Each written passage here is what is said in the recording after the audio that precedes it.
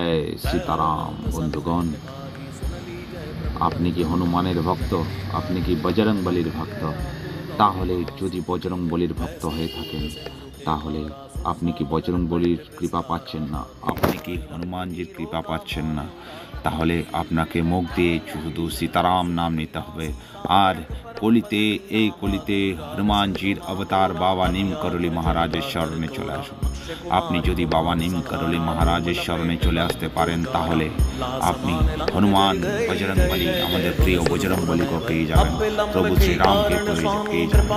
তাই মুখ দিয়ে সব সময় সীতারাম নাম জপ করুন আর নিজেকে খুব শুদ্ধভাবে চালানোর চেষ্টা করুন। জয় সীতারাম, জয় বজরংবলী, জয় পवन पुत्र राम भद्र हनुमान की जय। सीताराम।